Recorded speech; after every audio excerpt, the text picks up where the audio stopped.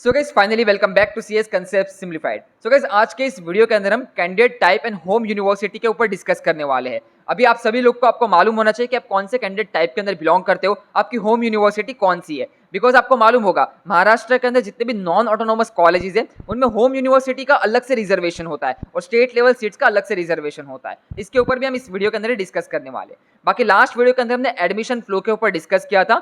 Last video में मैंने आपको पूरा एडमिशन फ्लो समझा दिया था कि आपका एडमिशन फ्लो चार्ट किस तरीके का होता है। आपके 3 कैप राउंड्स होते हैं, इंस्टीट्यूशनल राउंड्स होते हैं, स्पॉट राउंड्स होते हैं। पूरा एडमिशन फ्लो चार्ट मैंने आपको समझाया था। अगर आपने लास्ट वीडियो नहीं देखा, सबसे पहले लास्ट वीडियो जरूर देख कर आना।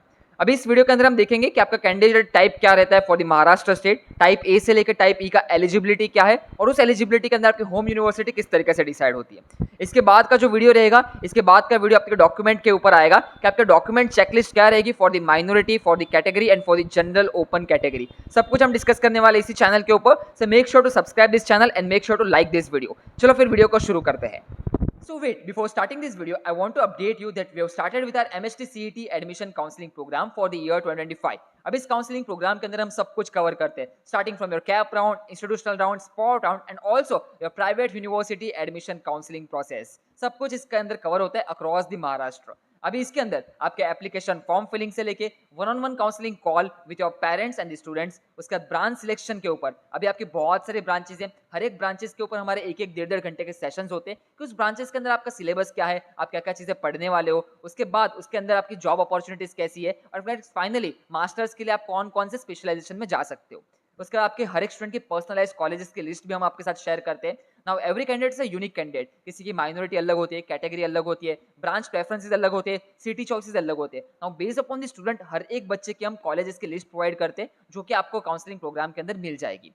उसके बाद आपकी कॉलेजेस की इनसाइट्स हो गई, इनसाइडर इनसाइट्स की कॉलेज लाइफ कैसी है, कैंपस कैसा है। उसके बाद आपके हैकाथॉन्स किस तरीके से होते हैं, कॉम्पिटिशन्स कैसे है, क्लब्स, कमेटी, सोसाइटी, सब कुछ हम कवर करते हैं इस काउंसलिंग के अंदर। उसके बाद आपका डॉक्यूमेंटेशन सपोर्ट, डॉक्यूमेंटेशन में क्या क्या डॉक्यूमेंट्स रिक्वायर्ड है, स्पॉट राउंड के लिए क्या रिक्वायर्ड है, आपके कैप राउंड्स के लिए क्या क्या रिक्वायर्ड है। उसके बाद माइनॉरिटी डॉक्यूमेंट्स हो गए, फिर आपके कैटेगरी के डॉक्यूमेंट्स हो गए, सब कुछ आपको यहाँ पे हम सपोर्ट करते हैं। उसके बाद आपके कॉलेज गाइडेंस हो गई एंड फाइनली स्कॉलरशिप के एप्लीकेशन फॉर्म। अभी कॉलेज में तो आपने एडमिशन ले लिया, उसके बाद स्कॉलरशिप के एप्लीकेशन फॉर्म्स भी फिलअप होते हैं जहाँ पे महाराष्ट्र के अंदर आप महाडीबीटी के स्कॉलरशिप के फॉर्म्स भर सकते हो। इवन महाडीबीटी के लिए अगर आप एलिजिबल नहीं हो तो फिर आप नेशनल स्कॉलरशिप स्कीम्स में अप्लाई कर सकते हो। प्राइवेट बैंकिंग की स्कॉलरशिप्स होती है, तो बहुत सारी स्कॉलरशिप्स है जो भी हम इस प्रोग्राम के अंदर कवर करते हैं। इस प्रोग्राम के अंदर आपको सब कुछ मिल जाएगा, starting from your counselling to your scholarship complete admission process. अभी प्रोग्राम की जो प्राइस है, अभी यहाँ पे अर्ली बर्ड ऑफर चल रहा है, यहाँ पे आपको 500 रुपीज ऑफ मिल जाएंगे by applying get 500 coupon code. तो आप जरूर एनरोल्ड करना। अभी आपको ये काउंसलिंग प्रोग्राम 1500 रुपीज में मिल जाएगा। बाकी आप यूट्यूब के ऊपर जाओ और सर्च करो कि MHT CET CAP round, institutional round कौन से चैनल ने कवर किया था। We are the only one जिसने लास्ट ईयर सारे कैप राउंड, सारे इंस्टीट्यूशनल राउंड कवर किए थे। लास्ट ईयर हमने हमारे काउंसलिंग के अंदर हजारों स्टूडेंट्स को हमने अपना ड्रीम कॉलेज तक पहुंचाया through the spot round, through the institutional round and also through the cap round process. तो सब कुछ हम कवर करते हैं इस काउंसलिंग के अंदर। तो आप भी तुरंत जाके एनरोल्ड कर लेना, आप मिस मत करो। जितना जल्दी एनरोल्ड करोगे उतना जल्दी हम आपको गाइड कर सकते हैं through out the process. So guys यहाँ पे आप स्क्रीन के ऊपर देख सकते हो कैंडिडेट टाइप। अगर आप कोई भी टाइप ए से लेके ई के अंदर बिलोंग करते हो तो आप महाराष्ट्र स्टेट कैंडिडेट के अंदर कंसिडर किए जाते हो। अगर आप इनमें कंसिडर नहीं होते तो फिर आपको all India quota JEE Mains के थ्रू अप्लाई करना पड़ेगा फॉर द महाराष्ट्र काउंसिलिंग। एक चीज याद रखो, और आपके महाराष्ट्र के अंदर जितने भी कॉलेजेस है उनमें 80% seats are reserved for your Maharashtra state candidate and 20% seats are reserved for the all India candidate through JEE Mains को। बाकी हमने जेईई मेंस के कट ऑफ के ऊपर भी डिस्कस करेंगे, तो चैनल को जरूर सब्सक्राइब करके रख देना। And also if you are interested, आप काउंसलिंग में एनरोल्ड करो, हम आपको कंप्लीट गाइड करेंगे कि किस तरीके से आपको फॉर्म फिलिंग करनी है for JEE Mains and also for MHT CET exams. अभी आप लोग स्क्रीन के ऊपर देखो टाइप ए के लिए। For the first year for the UG courses आपका class 10 passing SSC and HSC और 10+2 एग्जामिनेशन और डिप्लोमा इन इंजीनियरिंग और the vocational examination from recognised institute in Maharashtra state. आपको महाराष्ट्र स्टेट से ही क्लास 10th और 12th पास आउट करना चाहिए for the type A.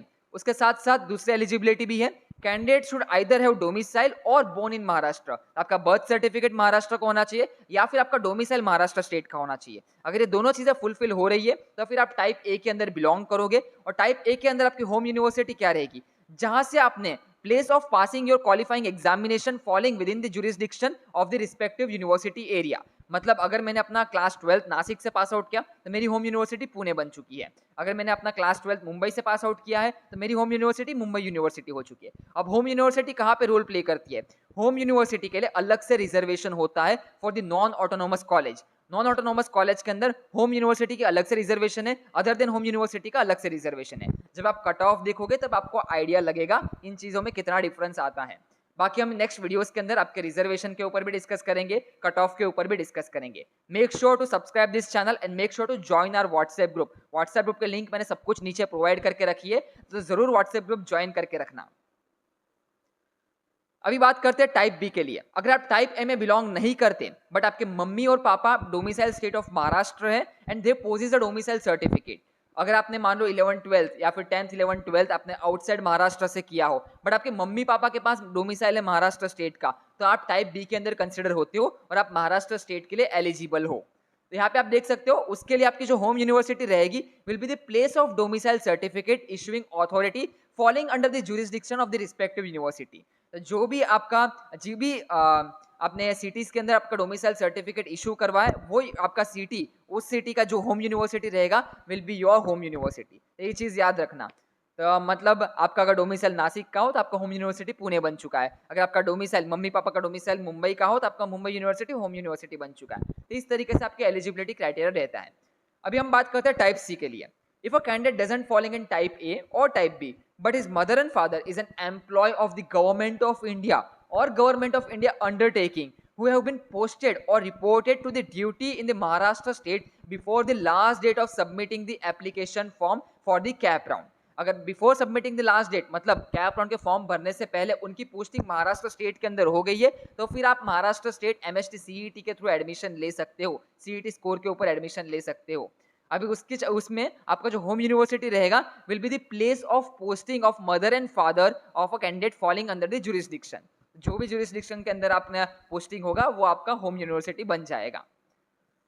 उसके बाद नीचे का देखो type D. A candidate who doesn't fall in any of the type A, B or C, but whose mother and father is an employee or the retired employee of government of Maharashtra, यहाँ पे government of Maharashtra लिखा हुआ है और government of Maharashtra undertaking, तो फिर आप type D के अंदर कंसिडर करोगे। तो अगर आपके पेरेंट्स आपके गवर्नमेंट एम्प्लॉय है महाराष्ट्र के और या फिर महाराष्ट्र के रिटायर्ड एम्प्लॉय है तो आप टाइप डी के अंदर अपना एप्लीकेशन फॉर्म सबमिट कर सकते हो। इसके अंदर जो आपका होम यूनिवर्सिटी रहेगा will be the place of posting of your mother and father of a candidate or the place of settlement of the mother and father if retired or the place of last posting if deputed outside the Maharashtra falling within the jurisdiction of the respective university। तो जिस भी university के अंदर जिस भी city के अंदर आपका पोस्टिंग हुआ होगा, रिटायरमेंट हुआ होगा, वो आपका होम यूनिवर्सिटी बन जाता है। अभी हम टाइप ई के ऊपर बात करते हैं। So for the first year, for the UG courses, UG integrated dual degree courses, candidate passing SSC and HSC or diploma in engineering or devocational for the examination from recognized institute located in the Maharashtra का Karnataka border. अब ये border वाले students की बात हो रही है यहाँ पे। तो महाराष्ट्र कर्नाटका बॉर्डर के अंदर from the Maharashtra residing in the Maharashtra Karnataka border area whose mother tongue is Marathi. तो आपकी मदर टंग पहले तो मराठी होनी चाहिए, इट्स अ कंपलसरी थिंग, और आप महाराष्ट्र कर्नाटका बॉर्डर के अंदर लाई करने चाहिए। तो फिर आपका जो होम यूनिवर्सिटी रहेगा candidate shell consider for the outside home university और द स्टेट लेवल सीट। आप होम यूनिवर्सिटी कंसिडर नहीं कर सकते, आपके कोई भी होम यूनिवर्सिटी डिफाइंड नहीं है, बट आपकी जो आउटसाइड होम यूनिवर्सिटी सीट्स होती है, आपकी जो स्टेट लेवल सीट्स होती है इन द ऑटोनोमस कॉलेज, उनके अंदर आपके एडमिशन के लिए आपको कंसिडर किया जाएगा for the type E candidate. Hopes आपको ये टाइप ए से लेके ई समझ में आ गया होगा। उसके बाद हम डिस्कस करते हैं आपका ऑल इंडिया कैंडिडेट के ऊपर। तो अगर आपका इंडियन नेशनलिटी है, आप अगर आउटसाइड महाराष्ट्र से भी बिलोंग करते हो या फिर महाराष्ट्र के अंदर भी बिलोंग करते हो तो भी आप ऑल इंडिया कैंडिडेट के अंदर कंसिडर किए जाते हो। तो याद रखना जब भी आप कैप राउंड का एप्लीकेशन फॉर्म फिलअप करो आपको जेईई मेन स्कोर भी फिलअप करना है और एमएसटी सीईटी स्कोर भी फिलअप करना है, and based upon your choice filling list आपको कॉलेज अलॉट होता है, ब्रांच अलॉट होती है। तो चॉइस फिलिंग के ऊपर ज्यादा ध्यान देना और अपना जेईई मेन स्कोर भी डालना है और आपका एमएसटी सीईटी स्कोर भी डालना है वहाँ पे। बाकी काउंसलिंग के अंदर डिटेल में डिस्कस करेंगे कि अलॉटमेंट प्रोसेस क्या होता है, पीछे का एल्गोरिदम किस तरीके से वर्क करता है, ये सब हम काउंसलिंग में बहुत डिटेल्ड वीडियो के अंदर डिस्कस करते हैं। बाकी आप माइनॉरिटी कैंडिडेट देख सकते हो। A Maharashtra domicile candidate belonging to a particular linguistic or religious minority community within a state has to be notified by the government are eligible for under this category. तो अगर आप कोई भी religious minority में आते हो, linguistic minority के अंदर आते हो, प्लीज उसका फायदा उठाना। There are reservation. देखो डीजे सांघवी के अंदर 50% गुजराती माइनॉरिटी की सीट्स होती है। केजे सोमया सायन वाला जो है उसके अंदर 50% गुजराती माइनॉरिटी के सीट्स है। आपका थाड़ोमल शाहनी के अंदर 50% seats are for the Sindhi minority. आपका विवेकानंद मुंबई के अंदर 50% seats are for the Sindhi minority. Thakur college के अंदर 50% seats are for the Hindi linguistic minority. आपका लिंग्विस्टिक माइनॉरिटी का जरूर फायदा उठाओ, रिलीजियस माइनॉरिटी का जरूर फायदा उठाओ। बाकी सारे माइनॉरिटी कॉलेजेस के ऊपर भी हम डिस्कस करेंगे, फर्दर वीडियोस इनके ऊपर भी आने वाले, इसलिए बोल रहा हूँ चैनल को जरूर सब्सक्राइब करके रख देना। And if you are interested, आप काउंसलिंग में जरूर एनरोल करके रखो। 500 रुपीज का अर्ली बर्ड ऑफर चल रहा है, अभी आपको काउंसलिंग से 1500 रुपए के अंदर मिल रही है। इसके अंदर सब कुछ कवर होता है, आपके cap round, institutional round, spot round, even your private universities admission through out the Maharashtra, सब कुछ हम कवर करते हैं। उसके बाद आप एनआरआई का देख सकते हो, फॉरेन इंस्टीट्यूट का देख सकते हो, और पीआईओ का देख सकते हो, और आपका जम्मू कश्मीर एंड लद्दाख माइग्रेंट्स का एलिजिबिलिटी क्राइटेरिया देख सकते हो। तो जेएनके के लिए तो बहुत बड़ा एलिजिबिलिटी क्राइटेरिया रहता है। तो this was your about candidate type. Hopes आप सभी को सारे कैंडिडेट टाइप समझ में आ गया होगा। बाकी आपको कोई भी डाउट हो, कमेंट सेक्शन आप ही के लिए बनाए, कमेंट सेक्शन में जरूर कमेंट करके जाना। एंड गाइस आपके आंसर की भी इसी वीक के अंदर रिलीज हो जाएगी, रिस्पॉन्स शीट के साथ रिलीज होगी, तो अपने मार्क्स भी जरूर कैलकुलेट करके रख देना। सो गाइस यही था, चलो फिर मिलते हैं नेक्स्ट वीडियो के अंदर। नेक्स्ट वीडियो हमारा डॉक्यूमेंट्स के ऊपर आएगा। मैं आपको प्रॉपर डॉक्यूमेंट चेकलिस्ट बताऊंगा कि माइनॉरिटी के लिए क्या क्या डॉक्यूमेंट्स रिक्वायर्ड है, कैटेगरी के लिए क्या क्या डॉक्यूमेंट्स रिक्वायर्ड है, जनरल डॉक्यूमेंट्स क्या क्या रिक्वायर्ड है, ऑल इंडिया कैंडिडेट्स के लिए क्या क्या डॉक्यूमेंट्स रिक्वायर्ड है, सब कुछ हम डिस्कस करेंगे in the further video. So make sure to subscribe this channel and make sure to like this video. चलो फिर मिलते हैं नेक्स्ट वीडियो के अंदर, तब तक के लिए goodbye, have a nice day and best of luck for your upcoming exam and the admission process.